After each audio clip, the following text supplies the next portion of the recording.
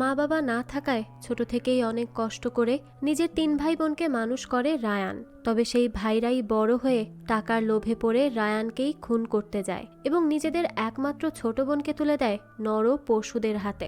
এত কিছুর পরও কি রায়ান তার স্নেহের ছোট ভাইদের মাফ করে দিবে, নাকি সব স্নেহ মমতাকে পাশে রেখে তাদের এই বিশ্বাসঘাতকতার চরম শাস্তি দিবে? সেটাই দেখব আজকের গল্প রায়ানে। চলুন তাহলে আর দেরি না করে এই মুভির কিছু দৃশ্য দেখে নিয়ে মূল গল্প শুরু করা যাক। वो आएगा।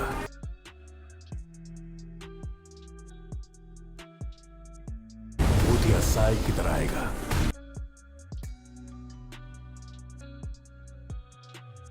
শুরুতেই আমরা একটা পরিবারকে দেখি, যেখানে দেখা যায় রায়ান নামের একটা ছেলে আছে, যেখানে তার আরো 2 জন ছোট ভাই আছে, আর আজ তার আর একটা বোনেরও জন্ম হয়। আসলে রায়ানের বরাবরই একটা বোনের খুব ইচ্ছে ছিল, আর আজ তার সেই ইচ্ছাটা পূরণ হয়। সে তো খুব খুশি হয়। তো প্রথমে রায়ানই তার বোনের মুখটা দেখে একদম জন্মের পরপরই। তার তো খুশির ঠিকানা ছিল না। তো পরের দিন পণ্ডিত মশাই আসে রায়ানের বোনের নাম রাখতে, কিন্তু রায়ান বলে আমার বোনের নাম তো আমিই রাখবো, আর কেউ না। রায়ানের মা তখন বলে চুপ থাক, পণ্ডিতজি রাখবেন, তুই কেন রাখতে যাবি? তারপর পণ্ডিত নিজেই বলে যে থাক না, তাকেই রাখতে দাও, তার বোনের নাম সেই রাখুক। এরপর সে রায়ানকে জিজ্ঞেস করে আচ্ছা বলতো তোর কাছে কি নাম আছে?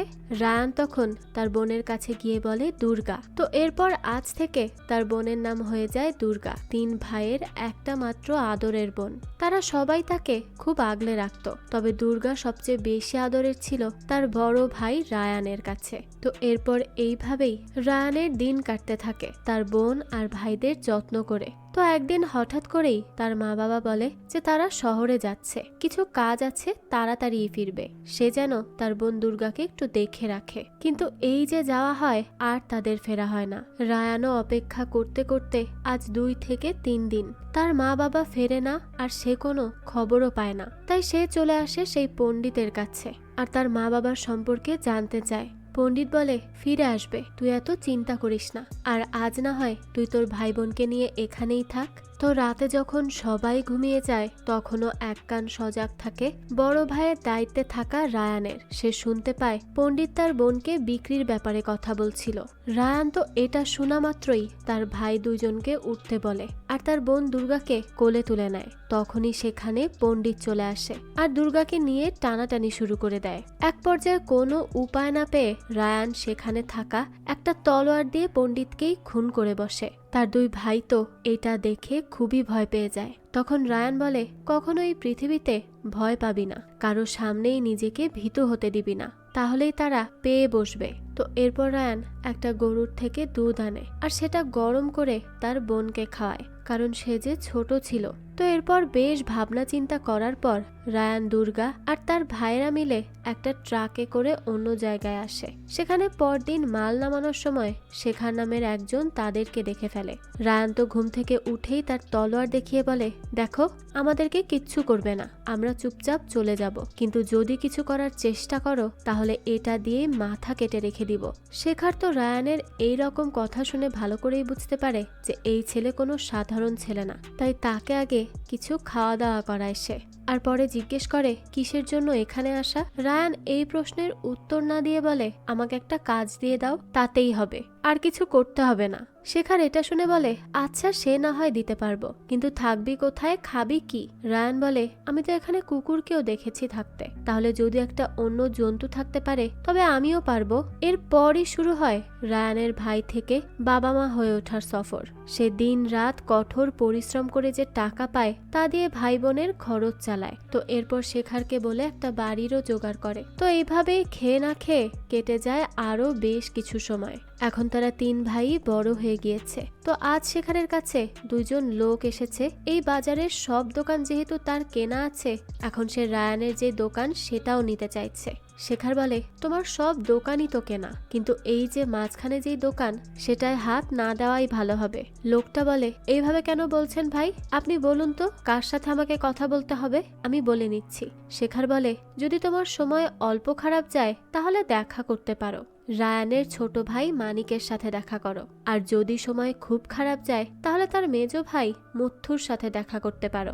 আর যদি তোমার জন্মই ভুল সময় হয়ে থাকে তাহলে তাদের বড় ভাই রায়ানের সাথে দেখা করো। তো এরপরই দেখা যায় এখানে মুথু আসে, আর এসেই যখন এই সব কিছু শোনে তখনই তার অ্যাকশন শুরু হয়। একদিকে মুথু এখানে মারছিল, অন্যদিকে কলেজে মানিককে তার বন্ধুরা বুলি করায়, সে সেখানে তার বন্ধুদেরকেও মারে। তো এখানে আমাদের দুই ভাইয়ের পাওয়ার সম্পর্কে ছোটখাটো ধারণা হয়ে যায়। রায়ান যেমনটা বলেছিল কাউকে ভয় পাবি না কখনো, সেই কথা মাথায় রেখেই তারা রায়ানের মতো বড় হয়েছে। আজ অন্যায়ের সামনে তাই তাদের মাথা নিচু করা সম্ভবই না, বরং অসম্ভব। এদিকে আমরা রায়ানকে দেখি, সে একটা দোকানে রান্না বান্না করে মানুষকে বিভিন্ন রকমের খাবার দেয়। তো রায়ানের কাছে দেখা যায় মেঘনা নামের একটা মহিলা আসে আর বলে, ভাই আমি মুথুকে অনেক ভালোবাসি, কিন্তু সে অন্য মেয়ের পেছন পেছন ঘোরে, তুমি একটু বুঝিয়ে দিও তো। তুমি যদি একটু বুঝিয়ে বলতে তাহলে সে নিশ্চয়ই শুনতো। রায়ান তখন তার কথার কোনো উত্তর দেয় না, চুপচাপ নিজের কাজ করে। আর মেঘনা সেখান থেকে চলে যাওয়ার পর মানিককে বলে, কিরে তুই এসব জানিস? মানিক বলে, না ভাই, আমি তো কলেজ শেষ করে সোজা এখানেই এসেছি। এরপর রায়ান তাকে বলে, আচ্ছা বাড়ি যাওয়ার আগে মনে করিস তো দুর্গার জন্য ফ্রাইড রাইস আর চিকেন নিতে হবে। তো একটু পরই সেখানে মুথু এসে পড়ে। তখন রায়ান বলে, কিরে আজ দেরি করে আসলি যে? মুথু বলে, আসলে শেখার ভাইয়ের সাথে কিছু কাজে ছিলাম। মানিক তখন চুপি চুপি বলার চেষ্টা করে, তোর নামে মেঘনা বিচার দিয়ে গিয়েছে, কিন্তু মুথু তো তার কথা বুঝতেই পারে না। তারপর রায়ান বলে, রোজ রোজ লেট করে আসিস, তুই বারের মধ্যেই পড়ে থাকিস সারাদিন তাই না? মুথু বলে, না ভাই, আমি তো এক সপ্তাহ হয়ে যাই না। রায়ান তখন তাকে ধমকে বলে, চুপ থাক, মেঘনা এসে সব বলে গিয়েছে আমাকে, তাই নিচে আয়, কথা আছে। তো তারপর মুথুকে রায়ান বলে, প্রতিদিন নতুন নতুন মেয়েদের সাথে তোর নাম শোনা যায়। মেঘনাও এখানে এসে কান্না করে গেল একরকম। মুথু তখন বলতে থাকে, ভাই সেরকম কিছুই না, কামাক্ষীর সাথে বন্ধুত্বের মতোই সম্পর্ক। আমি তো মেঘনাকে বুঝিয়ে বলেছি, কিন্তু সে বুঝতেই চায় না। রায়ান বলে, বন্ধুত্বই বা কেন রাখতে হবে তোর? মেঘনার মতো দ্বিতীয় কেউ তোর কপালে মিলবে না, তাই যা এখন কাজ করে সব বাদ দিয়ে। তো এখানে আমরা ভালো করেই বুঝতে পারি যে মুথুর সাথে মেঘনার একটা সম্পর্ক রয়েছে। যাই হোক, তো এরপর আর কিছুই বলে না মুথু, সে চুপচাপ তার কাজে চলে যায়। এরপর তারা তিন ভাই বাড়ি ফিরে খেতে বসে। দুর্গা তার ভাইকে সব হিসেব দেয়, টাকা দিয়ে আজ কি কি করেছে আর না করেছে। তারা চার ভাই বোন মিলে খুব মজা করে আর আজকের খাবারটা খায়। অবশ্য এইভাবেই তাদের প্রতিটা দিন যায়, হাসি মজা করে, রাগ করে, অভিমান করে। চারজন মিলে বেশ ভালোই ছিল। তো পরের দিন দেখা যায় শেখার এসে রায়ানকে বলে, তুমি একটু দুরাইয়ের সাথে দেখা করো তো, কারণ মুথু তার লোকদেরকে মেরেছিল, এই নিয়ে ঝামেলা হতে পারে। তো এরপর রায়ান আসে দুরাইয়ের সাথে দেখা করতে, কিন্তু রায়ানকে অপেক্ষা করতে হয় অনেকক্ষণ, কারণ দুরাই ছিল আর একটা মিটিং এ। অন্যদিকে আমরা একটা পুলিশ অফিসারকে দেখি, সে আজ দুরাই আর সিথুর ব্যাপারে ব্রিফিং করছিল। অফিসার বলে, স্যার এই হচ্ছে দুরাই, তবে দুরাই সিথুর বাবাকে খুন করে। তবে থেকেই দুরাই আর সিথুর মধ্যে একটা ভেজাল সবসময় লেগেই থাকে। তারা দুজনই অবৈধ মালামাল নিয়ে কাজ করে, তবে কিছু তো একটা তাদের মধ্যে হয়েছে, যার জন্য আজকাল আর কিছুই শোনা যায় না। হয়তো তারা নিজেদের মধ্যেই সব মালামাল ভাগাভাগি করে নেয়। এদিকে সিথু আর দুরাই একে অপরের সাথে কথা বলা শেষে একরকম হুমকি দিয়ে দেয় তারা দুজন দুজনকে। এরপর রায়ান আসে দুরাইয়ের সাথে কথা বলতে।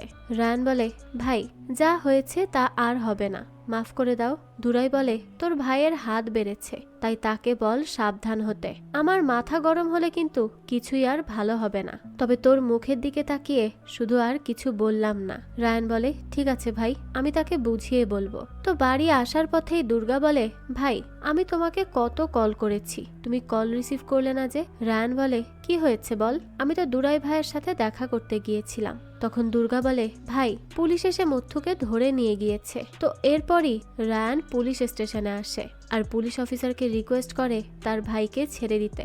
অফিসার বলে, সে যার মাথা ফাটিয়েছে, একমাত্র যদি সেই জগন্নাথ এসে কেস তোলে তাহলেই তাকে ছাড়া যাবে, তাই তার কাছে গিয়ে কথা বলে দেখ কি বলে সে। তো এরপর রায়ান আসে জগন্নাথের সাথে কথা বলতে, কিন্তু জগন্নাথ বলে, আমি যদি ফকিরও হয়ে যাই তাহলেও তোর ভাইকে আমি জেলের মধ্যেই ভরে ছাড়বো। তো এইসব কথার পরই রায়ান তার শান্তশিষ্ট চরিত্র থেকে বেরিয়ে আসে আর জগন্নাথের হাত ধরে বলে, আমার ভাই জেলে যাবে না, তবে আমি জেলে যাব। কিভাবে জানিস? তোর গলা কেটে। আমি তোকে এখনই মেরে ফেলবো, তারপর আমি জেলে যাব।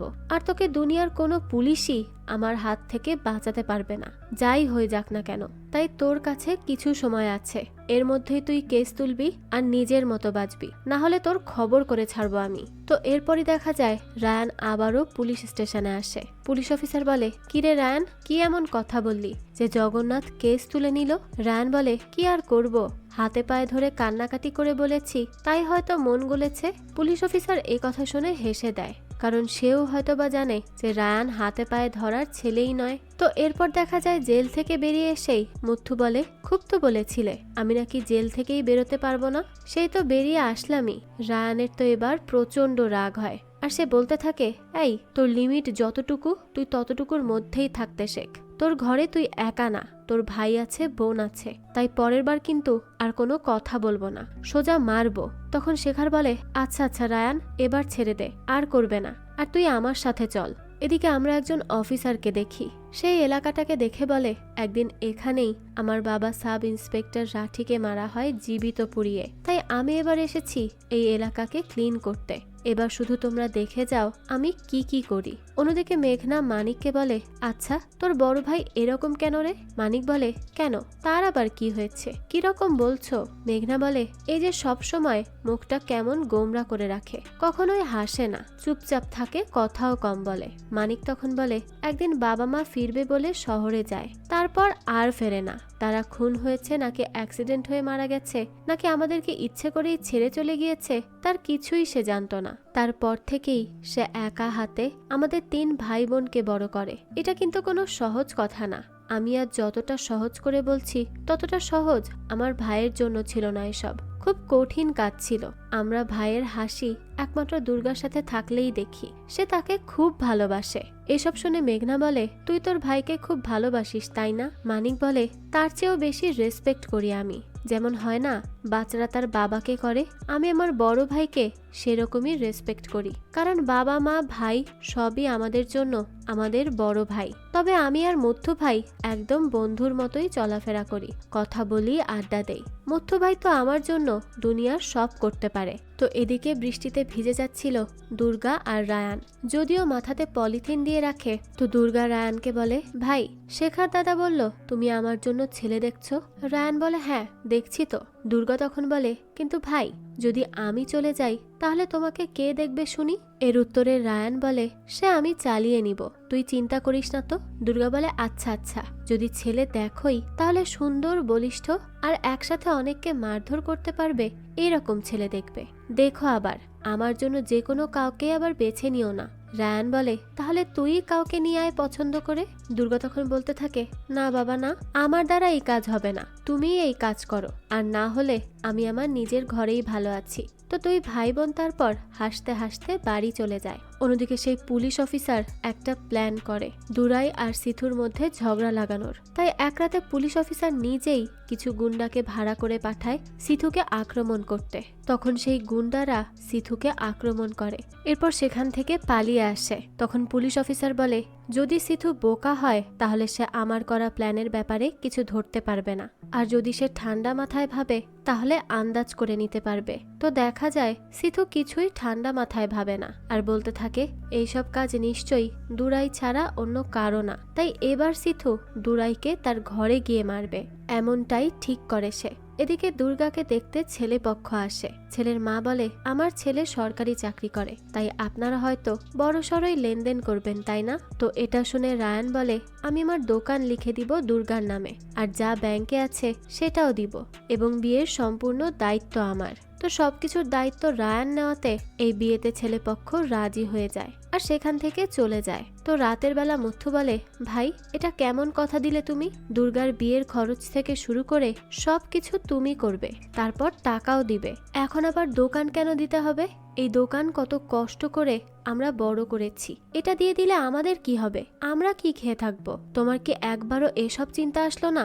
মানিক তখন বলতে থাকে, এই মুথু ভাই এইভাবে কেন কথা বলছিস, তাও বড় ভাইয়ের সাথে? মুথু বলে, তাহলে আর কিভাবে বলবো, এখন কথা না বললে আর কবে বলবো? দুর্গা তখন বলে, ভাই আমিও এরকম বিয়ে চাই না যেখানে এরকম লেনদেন করা হবে। আমার জন্য তোমরা কিছু হারাও তা আমি কখনো চাই না ভাই।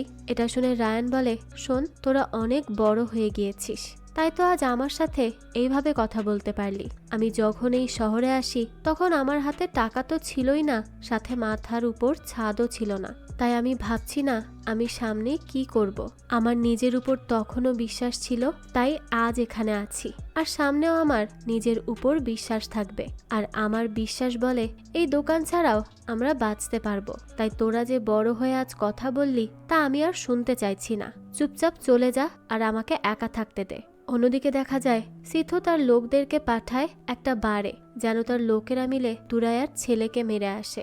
বাইরে থেকে এদের আবার নজরে রাখছিল সেই অফিসারের লোকেরা। এই একই বারে আজ মুথু আসে ড্রিঙ্ক করতে।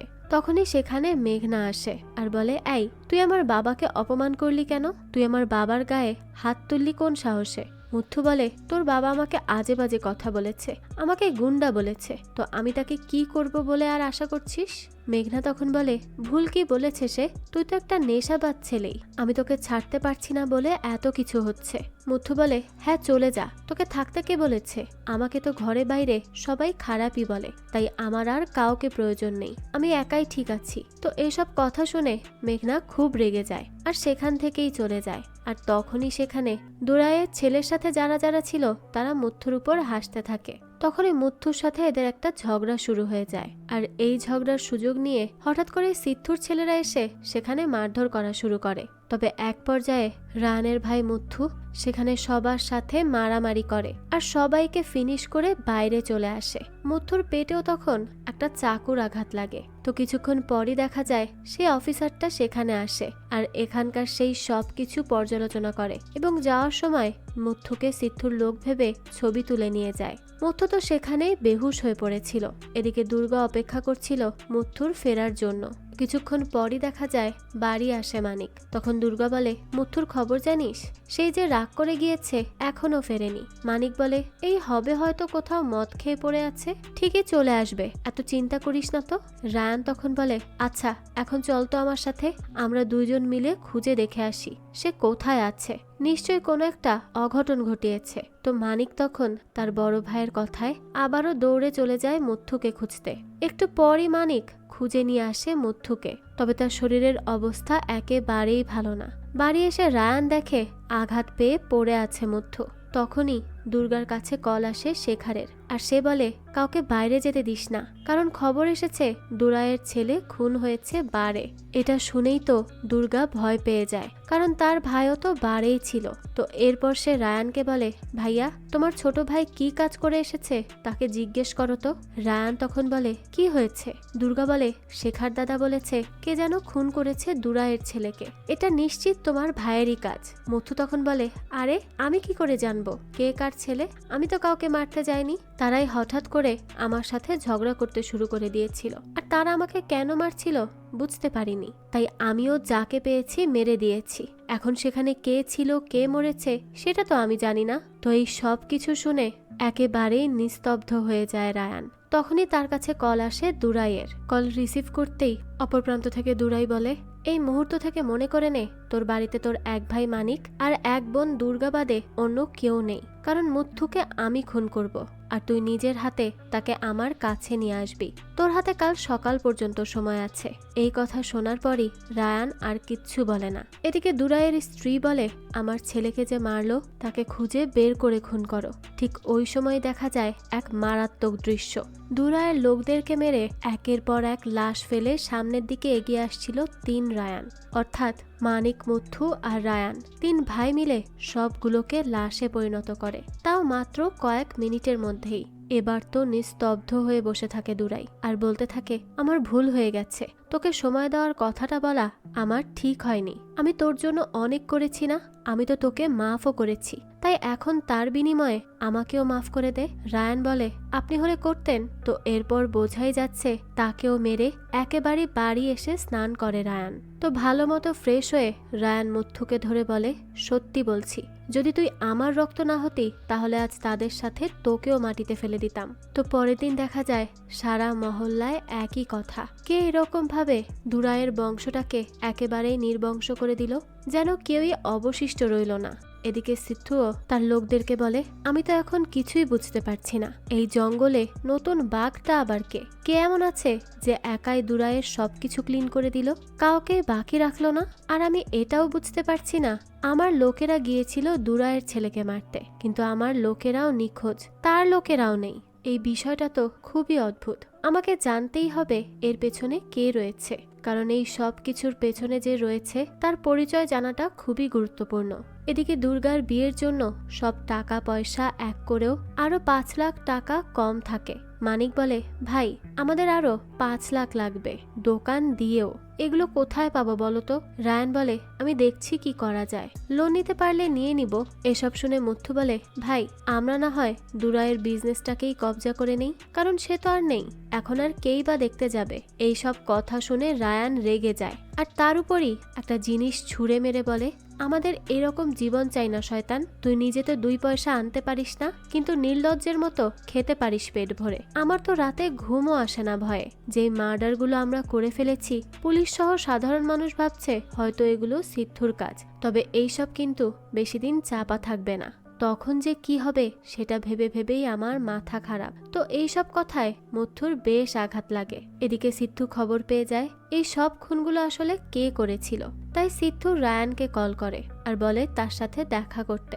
রায়ান তো বুঝেই যায় যে সিদ্ধু তাকে কেন ডাকছে, কিন্তু সে এক ফোঁটাও ভয় না পেয়ে এত এত গুন্ডার মাঝখান দিয়ে হেঁটে আসে সিদ্ধুর রুমে। এরপর রায়ান তাকে বলে, ভাই আপনি আমাকে ডেকেছেন? সিদ্ধু বলে, তাহলে তুই এই দুরাইকে খুন করেছিস, সেই সাথে তার গ্যাংকেও? আমার তো বিশ্বাসই হচ্ছে না, কিভাবে মারলি? গ্যাং মিলে নাকি একা? রায়ান তখন এমন ভাব করে যেন সে কিছু বুঝতেই পারছে না, আর সে বলতে থাকে, ভাই আপনি হয়তো ভুল বলছেন, আমি কাউকেই মারিনি, আমি তো এ ব্যাপারে কিছুই জানি না। আমার তো 3 ভাই বোন আর একটা দোকান আছে, আমি অতি সাধারণ মানুষ, আমাকে দয়া করে যেতে দিন। তখন সিদ্ধু বলে, দেখ সোজা কথা বলছি, তুই আমার গ্যাংয়ে চলে আয়, আমার হয়ে কাজ কর, তাহলেই তো সব সমস্যা চুকে গেল। রায়ান বলে, না ভাই আমি এসব করতে পারবো না, তুমি আমাকে ভুল বুঝছো। তখন সিদ্ধু বলে, আমি জানি সব, আর মিথ্যা বলার কি আছে আমার কাছে? তখন রায়ান একরকম হুমকি দেয় ইনডিরেক্টলি। রায়ান বলে, আচ্ছা তাহলে ভেবে দেখো, আমি যদি দুরাইয়ের মতো এত বড় গ্যাংকে শেষ করতে পারি, তাহলে তোমাদেরকে শেষ করতে আমার কয় মিনিট লাগবে? তো এবার তো নড়ে চড়ে বসে সিদ্ধু।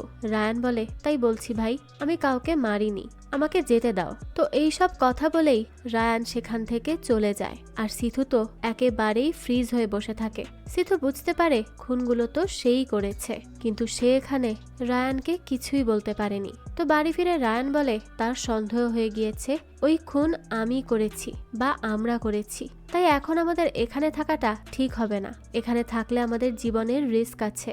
শেখর তখন বলে, সামনের মাসে বিয়ে ঠিক হয়েছে দুর্গার, এখন কি করবি বলতো? রায়ান বলে, আমি করব কিছু একটা। তো এরপর রায়ান লোনের জন্য অ্যাপ্লাই করে দেয়। রাতে দুর্গা বলে, ভাই এই বিয়েটা বাদ দিয়ে দাও না, শুধু শুধু এইভাবে কষ্ট করার কি দরকার আছে? আমার একদম ভালো লাগছে না তোমাকে এইভাবে দেখতে, এত চিন্তা করছো তুমি। রায়ান বলে, তুই বিয়ে করবি, তারপর সংসার করবি, এটাই তো জীবন। আর আমরা যা জীবন পার করছি এটাকে জীবন বলে না।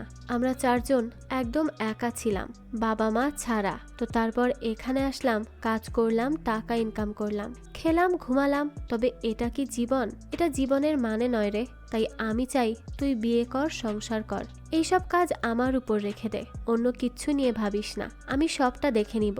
যাই হোক, এখন একটা গান গেয়ে শোনাতো ভাইকে। দুর্গা বলে, ঠিক আছে তুমি ঘুমাও, আমি শোনাচ্ছি। তো এরপর পরের দিন টাকা নিয়ে বাইরে আসছিল রায়ান, তখনই তার পিছু করে সিদ্ধুর লোকেরা। তবে রায়ান তো আর কোনো সাধারণ কেউ না, তাই সে সেখানে থাকা 7-8 জনের অবস্থা একেবারেই খারাপ করে ফেলে, তাদেরকে মেরে ফেলে আসে। শেখর তখন রায়ানকে ডেকে এনে বলে, কয়জন ছিল? রায়ান জানায়, হবে 7-8 জন। শেখর বলে, হায় রে, এসব কবে শেষ হবে? তুই যত এসব থেকে দূরে থাকতে চেয়েছিলি, মথু ততই এসবের ভেতরে ফাঁসিয়ে দিয়েছে তোকে। রায়ান বলে, এখন আমি যেখানেই যাই না কেন এরা আমার পিছু ছাড়বে না, তাই আমাদের হাতে এখন একটাই উপায় আছে, তাকেই মেরে দেই, মানে সিদ্ধুকে। শেখর এটা শুনে বলে, কি বলছিস তুই? এই কাজ সহজ হবে না, তুই তো ভালো করেই জানিস।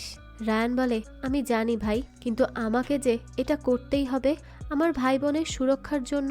আর আমি এই কাজ একাই করব, কারণ মানিককে আমি পড়াশোনা করাতে চাই, তাই তার হাতে আমি রক্ত লাগতে দিতে পারবো না। আর মুথুর কথা তো বাদই দিলাম, সে এমনিতেও নিজের জীবনকে গুছিয়ে উঠতে পারছে না, তাই পুলিশ সন্দেহ করলে আমি নিজের সব দোষ মাথা পেতে নিয়ে জেলে চলে যাব। তাও আমার ভাই বোনগুলো ভালো থাক, আমি সেটাই চাই। এরপর এদিকে মেঘনা মুথুকে জানায়, আমি প্রেগনেন্ট মুথু, এবার আমাকে বিয়ে করবি তো? এটা শুনে মুথু বলে, হ্যাঁ করব, কিন্তু আগে বোনের বিয়েটা হয়ে যাক, তারপরে। মেঘনা বলে, এখন থেকে কিন্তু তোকে ইনকাম করতে হবে, মাথায় রাখিস। তাই নতুন কাজ জোগাড় কর, কয়দিন পর বাচ্চার সংসার এইসবের অনেক দায়িত্ব আসবে, কিন্তু তখন হিমশিম খেতে হবে। তো এরপরই মুথু জীবনে প্রথম কাজ খোঁজার চেষ্টা করে। এদিকে দুর্গার বিয়ের শপিং করে সব শেষ করে রেডি করে রেখে আসে রায়ান। আর রায়ানের উপর 24 ঘন্টা নজর রাখতে বলে সেই পুলিশ অফিসার, কারণ দুরাই এবং দুরাইয়ের লোকেরা মারা যাওয়ার পর তার সন্দেহ হচ্ছে। এদিকে রাতে রায়ান শেখারকে বলে, ভাই আমি যাচ্ছি সিথুর খেল শেষ করতে, যদি আমি ফিরতে না পারি তাহলে তুমি মুথুকে বলে দুর্গার বিয়ের কন্যাদান করে দিতে বলো। শেখার এটা শুনে বলে, এইভাবে বলিস না, তোর কিছুই হবে না। রায়ান বলে, ঠিক আছে ভাই, তোমার উপর ভরসা করে আমার দুর্গাকে রেখে যাচ্ছি, তুমি একটু দেখো। এই বলে রায়ান চলে যায় সিথুকে মারার জন্য। তো একটু একটু করে রায়ান যখন সিথুর বাড়ি আসে, তখন সে দেখতে পায় এখানে তো তার বোন দুর্গাকে তুলে এনে বন্দি করে রেখেছে সিথু। আর পেছনে তাকিয়ে দেখে দরজার সামনে অনেকে দাঁড়িয়ে আছে তলোয়ার নিয়ে। তো এই সবকিছু সিথু প্ল্যান করেই করেছে। তখন কোনো মতে রায়ান তাদের থেকে বাঁচিয়ে দুর্গাকে বাইরে আনে, কিন্তু তখনই দুর্গাকে একটা গাড়িতে তুলে নিয়ে যায় সিথুর লোকেরা। আর রায়ান তখনও সেখানে সব লোকেদেরকে মারছিল। আর মাত্র একজন বাকি আছে, তখনই সেখানে রায়ানের জীবনের সবচেয়ে বড় ধাক্কাটা আসে। হয়তো রায়ান মরে গেলেই শান্তি হতো এই ধাক্কা পাওয়ার আগে। রায়ান দেখে তার নিজেরই ভাইদের সিথু পাঠিয়েছে তাকে মেরে ফেলার জন্য। যে ভাইদের কথা ভেবে নিজের জীবন একা ঝুঁকিতে রেখে সে এসেছিল সিথুকে মারতে, যাতে করে তার ভাইদের হাতে রক্তের দাগ না লাগে। কিন্তু আজ সেই ভাইরাই আসে তারই রক্ত নিতে। তো সে তার ভাইদের বলবে তাদের বোনকে বাঁচাতে, কিন্তু সে কিছু বলবে তার আগেই প্রথম আঘাত করে মুথু। কিছু বুঝে ওঠার আগেই সে এই কাজ করে ফেলেছিল। রায়ান এরপরও শক্তি নিয়ে সেই বেঁচে যাওয়া আর একটা লোককে মারে। সে চাইলেই তার ভাইকে শাস্তি দিতে পারত, কিন্তু তাও সে তাদেরকে বলার চেষ্টা করছিল দুর্গাকে বাঁচা, তাকে নিয়ে যাচ্ছে। তো এই কথা বলার আগেই আর একটা আঘাত করে মানিক। যে ভাইয়ের হাতে কলম দিয়েছিল সেই ভাই আজ চাকুর আঘাতে তার প্রতিদান দিল। এই সময় মাটিতে গড়িয়ে পড়ে রায়ানের নিথর দেহ। তখন হঠাৎ করেই রায়ানের স্মৃতিতে আসে তার ছোট্ট দুর্গার মুখটা। আর এই সাথে রায়ানের বডিতে আবারও শ্বাস প্রশ্বাস চলতে শুরু করে। আর একটু পরই দেখা যায় সেখানে দুর্গা আসে আর তার ভাইকে দ্রুত হসপিটালে নিয়ে যায়। তাকে সাহায্য করার জন্য শেখারও সেখানে ছিল। তো তারা যখন হসপিটালে যায়, তারা রায়ানকে ভর্তি করতে চায় না। তখন দুর্গা তার গলায় চাকু ধরে বলে, আমি বলছি আমার ভাইকে বাঁচা, যত টাকা লাগবে আমি দিব, যত রক্ত লাগবে আমি দিব, আমার বডি থেকে নিবি, কিন্তু আমার ভাইকে বাঁচাতেই হবে। এদিকে মুথু আর মানিক সিথুকে এসে বলে, ভাই তুমি যাকে মারতে বলেছিলে সে তো আমাদেরই ভাই ছিল। এটা শুনে সিথু বলে, ইস আমি তো জানি না রে, আচ্ছা যা হয়েছে তো হয়েছে, বাদ দে, আর কালকের বিয়ের জন্য প্রস্তুতি নে। মুথু আর মানিক তো অনেক ভেঙে পড়েছিল। তারা বাড়ি এসে খুব কান্নাকাটি করতে থাকে। আর মানিক বলে, আমরা আমাদেরই ভাইকে মেরে দিলাম, আর তুই কেন ভাইকে মারলি যখন দেখলি সে বড় ভাই ছিল? এরপর এখানে আমরা মুথুর ভেতরে জমে থাকা রাগ ক্ষোভ দেখি, যা জমেছিল রায়ানের জন্য। তবে এই রাগ এতটাও ছিল না যে সে তার ভাইকে খুন করবে। তবে এই রাগে ঘি ঢালে সিথু। আসলে রায়ান যেহেতু একটু বেশি শাসন করত, তাকে অনেক কথা শোনাতো, টাকা ইনকাম করে না বলে কত কত খোঁটা দিত, সেই সবে মুথু অনেক বেশি ভেঙে পড়েছিল। আর সেটারই সুযোগ নেয় সিথু। সিথু মুথুকে ডেকে এনে নিজের আগে ভাত দিত, টাকাও দিত, আর তার ভাইয়ের থেকে সিথু তাকে বেশি ভালোবাসে এরকম ফিল করাতো। তখন মুথুর চোখে হিরো হয়ে যায় সিথু। আর মুথু সিথুকে বলে, ভাই তুমি আমাকে আমার নিজের ভাইয়ের থেকেও বেশি সম্মান আর ভালোবাসা দিয়েছো, তাই আমি তোমার জন্য নিজের জীবনও দিতে পারি। আর ব্যাস, এই সেই জীবন দেওয়ার নমুনা দেখিয়ে দিল মুথু। তবে যাই হোক, এখানে খুব খারাপ লাগলো মুথুর বোকামির জন্য। সে বুঝলই না আপন মানুষ কেন বকে, কেন শাসন করে। মুথু বুঝতেই পারলো না তার বড় ভাইয়ের ভয়টা। রায়ানের চোখে সারাক্ষণ যে একটা ভয় থাকতো তাদেরকে হারিয়ে ফেলার, সেই দৃশ্যটা মুথু, মানিক কেউই খেয়াল করেনি। যদি তারা বুঝতে পারত তাহলে হয়তোবা তারা এত বড় পাপটা করতেই পারত না। তো পরের দিন সকালে উঠে মানিক দুর্গাকে পায় না, আর আজ তো তার বিয়ে। তখন মানিক এসে মুথুকে ডেকে তোলে। মুথু আর মানিক তখন ছেলের বাড়ির লোকেদেরকে অনেক বোঝানোর চেষ্টা করে, কিন্তু তারা তো রেগে যাচ্ছিল দুর্গাকে না পেয়ে। মানিক বলে, আমি দুর্গাকে কল করেছি, তারপর শেখরদাকেও কল করেছি, কিন্তু কেউই তো আমার কল ধরছে না। তো এই সবের কারণেই দেখা যায় দুর্গার বিয়েটা এখানেই ভেঙে যায়। তখন মানিক আর মুথু আসে শেখারের কাছে আর তাকে বলে, বিয়ে ভেঙে গিয়েছে আর দুর্গাকেও পাওয়া যাচ্ছে না, তবে তুমি কেন কল ধরলে না? ভাইয়েরও কোনো খোঁজ নেই। তখন শেখার তাদের কথায় হাসে আর বলতে থাকে, ভাইকে তো তোরাই হামলা করেছিলি তাই না? মুথু তখন চাকু বের করে আর শেখার বলে, রাখ এসব, আমাকে এসব দেখিয়ে কোনো লাভ নেই, আমাকে খুন করেও কিছুই পাবি না। এখন এখানে এসেছিস এটা জানতে যে ভাই বেঁচে আছে নাকি মরে গেছে? তাহলে শুনে যা, রায়ান কখনো মরতে পারে না, আর সে মরবেও না, তবে হ্যাঁ তোরা নিশ্চিত মরবি। মানিক তখন জিজ্ঞেস করে, দুর্গা কোথায়? শেখার বলে, শোন, রায়ানের হাতে পড়লে তাও বাঁচার সম্ভাবনা আছে, কিন্তু ভুলেও তোরা দুর্গার হাতে পড়িস না, তাহলে আর বাঁচতে পারবি না। এরপর মানিক আর মুথু সিথুর সাথে দেখা করে আর আরো একটা নতুন প্ল্যান করে রায়ানকে মারার, আর সেই মতোই আক্রমণ করতে চলে আসে হসপিটালে। তবে রায়ানের মতোই তার বোনও আজ বাঘিনী হয়ে উঠেছে তার ভাইকে বাঁচাতে। সে একের পর এক গুন্ডাকে নাজেহাল অবস্থা করে দেয়। মারামারি করতে গিয়ে সে নিজেও আঘাত পায়। তবে তখনই হুঁশ আসে রায়ানের, সেও তখন একজনকে মেরে ফেলে দুর্গাকে বাঁচানোর জন্য। এরপর রায়ান শেখারকে বলে, ভাই তুমি আমার একটা কাজ করে দিবে? এরপর দেখা যায় সেই তিনজনকে মেরে ঝুলিয়ে রাখে তারা গাছে, আর সেই লাশ দেখে মানিক, মুথু আর সিথু। এদিকে দুর্গা, রায়ান আর শেখার একটা আলাদা বাড়িতে এসে ওঠে। দুর্গা তার ভাইয়ের ছায়া হয়ে তাকে সুস্থ করার জন্য সর্বক্ষণ তার পাশে থাকে। দুর্গা তখন জিজ্ঞেস করে, আচ্ছা ভাই, তারা তোমাকে কিভাবে আঘাত করেছিল? চাকু দিয়ে তারপর পালিয়ে গিয়েছিল? রায়ান বলে, তোর সাথে কি হয়েছে বল? দুর্গা বলে, ছাড়ো না ভাই, কিচ্ছু হয়নি। রায়ান তখন জিজ্ঞেস করে, তোর সাথে তারা কিছু করেনি তো? তখনই শেখার কান্না করে ওঠে আর বলতে থাকে, ওই সিথুর লোকেরা দুর্গার শ্লীলতাহানি করেছে, তার উপর শারীরিক নির্যাতন করেছে, এরপর তাকে ছেড়ে দিয়েছে। যদিও কথাটা সম্পূর্ণ করতে গিয়ে সে কান্নায় ভেঙে পড়ে। আর এই কথা শোনার পর তো স্বাভাবিকভাবেই রায়ানের ভেতরকার আগুন আরো 1000 গুণ বেড়ে যায়। তার শত্রুর থেকেও বেশি তার রক্তের প্রতি, তার নিজের ভাইদের প্রতি তার রাগ বেড়ে যায়। তো এরপর সে দিনরাত পরিশ্রম করতে থাকে সুস্থ হওয়ার জন্য। অন্যদিকে সিথুও প্ল্যান করে মানিকদেরকে নিয়ে রায়ানকে মারার জন্য। এদিকে রায়ান শেখারকে বলে, এসব কবে শেষ হবে? কোথায় গিয়ে থামবে ভাই? আমার আর ভালো লাগছে না। শেখার বলে, আমি কি মানিক আর মুথুকে ডেকে আনবো সব বুঝিয়ে সমাধান করার জন্য?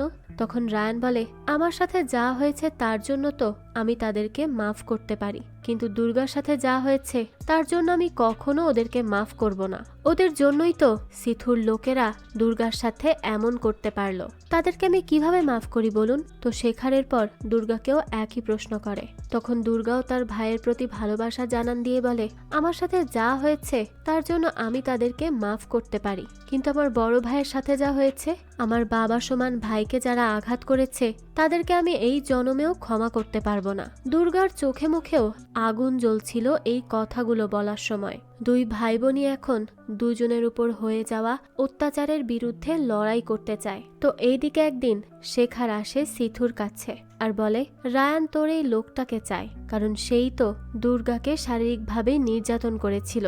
সিথু বলে, রায়ান বললেই কি আমি দিয়ে দিব নাকি? আমি কেন দিতে যাব? হ্যাঁ, আর তার এত সাহস হয় কি করে?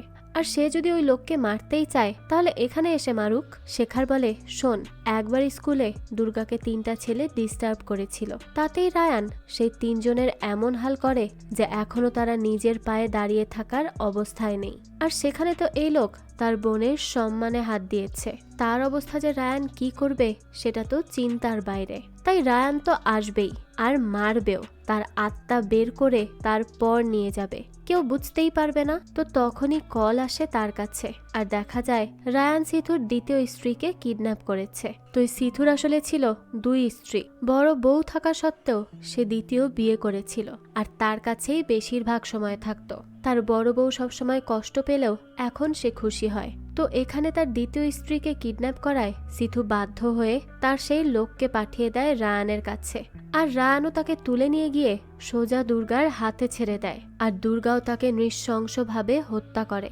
তারপর 2 ভাই বোন বসে চা খায়। এদিকে আজ হঠাৎ করেই মানিক কল করে শেখারকে আর বলে, আমি ভাইয়ের সাথে কথা বলতে চাই, তার কাছে মাফ চাইতে চাই। আমি নিজেও জানি না আমি কিভাবে কি করেছি, কিন্তু প্লিজ ভাই আমাকে সুযোগ দাও একবার রায়ান ভাইয়ের সাথে কথা বলার। শেখার বলে, আচ্ছা আগে আমি বলবো, তারপর দেখব রায়ানকে খবর দিব কিনা। এদিকে মানিক যে কথা বলেছে তা আড়াল থেকে শুনে নেয় সিথু, তাই চাকু নিয়ে আসে তাকে মারার জন্য, কিন্তু পরে তাকে না মেরে উল্টো শেখারকে তুলে এনে বেঁধে টর্চার করে রায়ানের ঠিকানা জানার জন্য। তো এতদিন যাবতই রায়ান আত্মগোপনে ছিল, তাই তার খোঁজ কেউ পাচ্ছিল না। তখন শেখার বলে, রায়ান আমার ছেলের মতো, তাকে আমি খুব ভালোবাসি, তাই আমাকে মেরে দিলেও আমি বলবো না সে কোথায় আছে। তো এইসব শুনে সিথু তাকে মারতে থাকে। তারপর একেবারে মারা যাওয়ার আগে শেখার বলে, সত্যি আমার এখন হাসি আসছে এটা ভেবে যে তোকে কত বাজেভাবে মারবে রায়ান। তো এরপর শেখারকে মেরে ফাঁসিতে ঝুলিয়ে রাখা হয়, আর সেখানে অনেক মানুষ জড়ো হয়ে যায়। ঠিক সেই সময় রায়ান আর দুর্গাও আসে সেখানে। এটা দেখে তারা খুবই কষ্ট পায়। দুর্গা বলে, আমাকে সে বলেছিল মানিক নাকি তাকে কল করেছে দেখা করার জন্য, আমি তোমাকে বলে দিলে হয়তো আজ সে মারা যেত না ভাই, সব আমারই দোষ। রায়ান তখন তাকে শান্ত করে। সেই সময় দেখা যায় রায়ানকে হুট করেই পুলিশ এসে ধরে নিয়ে যায় সেই অফিসারের কাছে। অফিসার রায়ানকে বলে, একজন মানুষ আর এতগুলো খুন। রায়ান বলে, আপনার কাছে প্রমাণ না থাকলে আমাকে যেতে দিন। তখনই অফিসার রায়ানকে বলে, 1 মিনিট। এখন এই 1 মিনিটে সে কি বলেছে তা তো আমরা গল্পের শেষেই জানতে পারবো। এদিকে অফিসার সিথুকে রাজি করায় কম্প্রোমাইজ করতে, অর্থাৎ তারা 2 দলের মধ্যে সব মিটিয়ে নিতে বলে। তখন রায়ান আসে, সিথু আসে, আর সাথে মানিক মুথুও আসে। সেখানে অফিসার তাদেরকে বলে, আর কোনো খুনের প্রয়োজন নেই, এইভাবে তো সব সময় খুন চলতেই থাকবে, তাই তোমরা এটাকে এখানেই থামাবে। সিথু বলে, ঠিক আছে আমি তো রাজি, আমার কোনো সমস্যা নেই। আর মানিক তো রায়ানকে দেখেই তার পায়ে পড়ে যায় আর অনেক মাফ চায়। মুথুও তার কাছে মাফ চায়। তো এখানে ঠিক হয় তারা আর কোনো ঝামেলা করবে না। আর এই উপলক্ষেই আজ বেশ নাচ গানের ব্যবস্থা করা হয়। সেখানে এক পর্যায়ে ঘটে আর একটা নির্মম কাহিনী। দুর্গা এসে মানিককে বলে, আমার ভাইকে তুই কিভাবে চাকু দিয়ে মেরেছিলি? মানিক জিজ্ঞেস করে, মানে? দুর্গা বলে, কিভাবে আমার ভাইকে আঘাত করেছিলি বল। এই বলেই দুর্গা একের পর এক চাকু ঢুকিয়ে দেয় মানিকের পেটে। মানিক তো মাটিতে গড়িয়ে পড়ে আর সেখানেই মারা যায়। এইসব দেখে তো থ হয়ে বসে পড়ে মুথু। আসলে মানিক এতটাও খারাপ ছিল না, ওই যে খারাপ সঙ্গ আজ তার মৃত্যুর কারণ হলো। না হলে এক সময় সে কত সম্মান করত তার বড় ভাইকে, সেই ছেলে আজ এইভাবে মারা যাবে হয়তো কখনো কেউ ভেবেও দেখেনি। যাই হোক, এরপর এখানে মারামারি শুরু হয়। এক পর্যায়ে খুব বাজেভাবে রায়ান সিথুকে পুড়িয়ে মারে, আর মারা যাওয়ার আগে সিথু শেখারের কথাগুলো মনে করে যে সত্যিই তার ভয়ঙ্কর মৃত্যুই দিল রায়ান। আর সবশেষে হয়তো রায়ান মুথুকে মারত না, কিন্তু মুথু তার বিশ্বাসঘাতকতা আবারও দেখায়। তাই রায়ান তার ছোট ভাইটাকে আজ শেষ করে মুখ ফিরিয়ে চলে যায়, আর পেছনে তাকিয়ে দেখে না তার ভাইয়ের মুখটা। তারপরই ফ্ল্যাশব্যাক দেখা যায়, রায়ানকে সেদিন অফিসার বলেছিল সিথুকে মারতে, আর এইসব কম্প্রোমাইজের প্ল্যান অফিসারই করেছিল। আর বলেছে যদি সে বেঁচে ফেরে তাহলে অনেক টাকা পাবে, নতুন পরিচয় পাবে, আর যদি মারা যায় তাহলে তার বোনকে সে আজীবন নিজের মেয়ের মতো করে পালবে। তো টাকা নিয়ে সাথে বন্দুক নিয়ে অপেক্ষা করছিল অফিসার। তখনই অফিসারকে তার আরেকজন লোক বলে, বন্দুক কেন? অফিসার বলে, আরে সে আমাদের ব্যাপারে জানে, তাই তাকে বাঁচতে দেই কি করে? কিন্তু দেখা যায় রায়ান তো আসেই না। এদিকে রায়ান যাওয়ার আগে তাকে মেঘনা মুথুর বাচ্চা দিয়ে বলে, ভাই আমি ওই শয়তানের রক্তকে বড় করতে পারবো না, আমার পক্ষে সম্ভব না। তখন দুর্গা তাকে কোলে করে নিয়ে ট্রাকে উঠে পড়ে। আর এদিকে অফিসার দেখে রায়ানের মোবাইল বন্ধ। অফিসার তখন বলে, বাহ, আমার ভাবনার থেকেও দেখি বেশি স্মার্ট তার ভাবনা, তবে এবার কোথায় যাবে? আমি ঠিকই খুঁজে বের করব। এদিকে দেখা যায় ট্রাকে রায়ানের পাশে বসে আছে দুর্গা, আর রায়ানের কোলে মেঘনা এবং মুথুর সেই ছোট্ট বাচ্চা। এই দৃশ্যটাই যেন সেই দৃশ্য যখন রায়ান এই শহরে এসেছিল তার দুই ভাইকে পাশে নিয়ে, আর কোলে ছিল দুর্গা। তো এরপরই দেখা যায় রায়ান আর তার বোন নতুন কোনো গন্তব্যের উদ্দেশ্যে চলে যায়। হয়তো সেখানেই তাদের নতুন জীবন শুরু হবে। আর এরই সাথে এই গল্পটাও এখানেই শেষ হয়। একজন ভাই তার বোনের জন্য কত দূর পর্যন্ত যেতে পারে সেটাই দেখানো হয়েছে আজকের এই গল্পে। আর রায়ানের বোনটাও কিন্তু কম নয়, সেও তো তার ভাইয়ের জন্য হিংস্র বাঘিনীতে পরিণত হয়েছিল। যাই হোক, তো রায়ানের এই গল্পটা আপনাদের কাছে কেমন লেগেছে সেটা অবশ্যই আমাদেরকে কমেন্ট করে জানাবেন।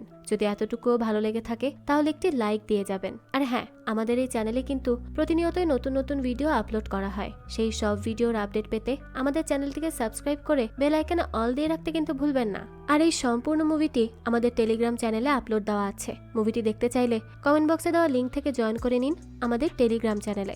আজকে তাহলে এই পর্যন্তই, আবারও হাজির হব নতুন কোনো ভিডিও নিয়ে। সেই পর্যন্ত সবাই ভালো থাকবেন আর আমাদের চ্যানেলের সাথেই থাকবেন। ধন্যবাদ।